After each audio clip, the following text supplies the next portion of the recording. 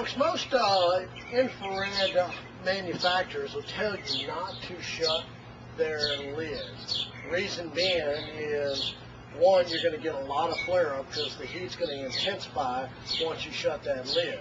So you're going to get a lot of flare-ups. And the other thing is I've actually cooked on other infrared grills that have the ceramic burners in them. Shut the lid, they start bowing and bending and everything else. And because they use a 14-gauge stainless on the sides and the heavy stainless on the lid itself and the surroundings, they say, shut my lid. I'm an infrared grill. I want to cook as fast as I can. I want to keep that moisture in the meat. So go ahead. I guarantee you, if you own the infrared or you're researching ceramic infrared, they're going to tell you not to shut the lid. So we're going to go ahead and get to cooking here.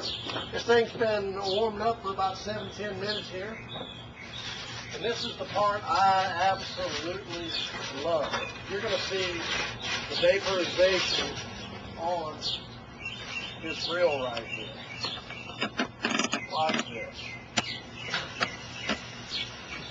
And like I was talking about earlier, you got all of that marinade and stuff falling in onto the emitter panels, and it's real close, so you're going to get better flavor saturation on there. Look at that. Look at the flavor on this thing. And you know what? I'm going to do it. Look at this. I'm not scared. I want to put some of my flavor back in the leaf there, so I'm going to pour all of this onto there. Tell me, what other gas grill would you take or take the chance of doing that on? There's not one out there. You would get flare. The reason I did that is I want more of that flavor of my marinade to get back into my steak. So I just dumped it on there.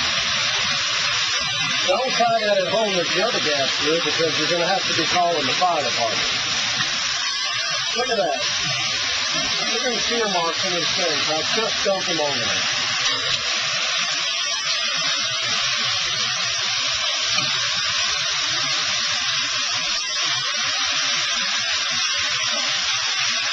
Look at the flavor coming off these pieces.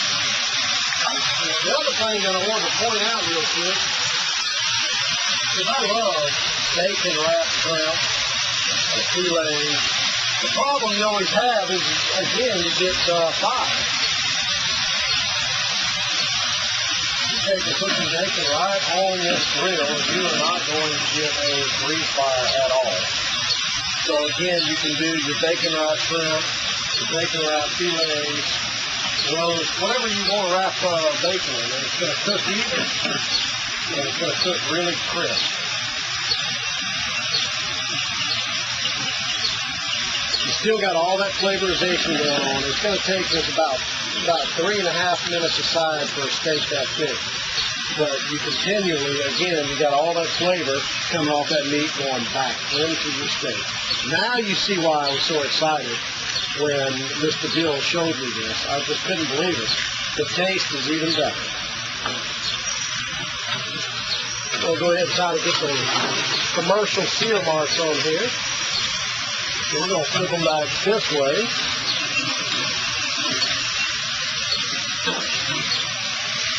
You know, we get that crisscross grid on there that everybody's got to see when they go to a restaurant. If it's not on there, they always go, oh, I didn't get the commercial quality steak that I was looking for. Look at that. Got all that stuff down there. I think I want a really good more flavor on that before we take them off. Now folks, look at the flavor that's still dripping onto this glass over here, or the emitter panels. So we got our steaks done. We're going to go ahead and take these things off. Got our nice little marks on there.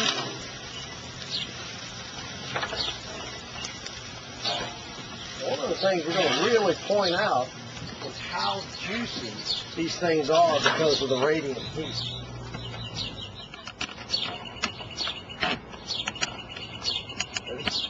Now, I mean, if you look at this, look at the juices on this thing.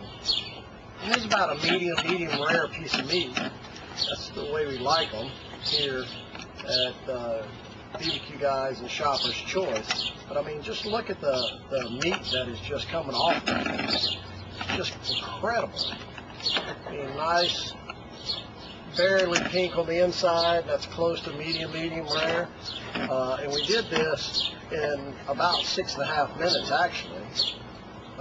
Again, perfect. Every one of the pieces of meat, if you look at them, you can see that they're exactly the same on the inside. So no matter where you cook on this grill, they're all going to be the same. Oh, juicy. You can see they're all exactly the same. So no matter where you cook on this grill, it's going to cook even on you. And you're going to keep the juices in there. They're going to be moist. Let me try.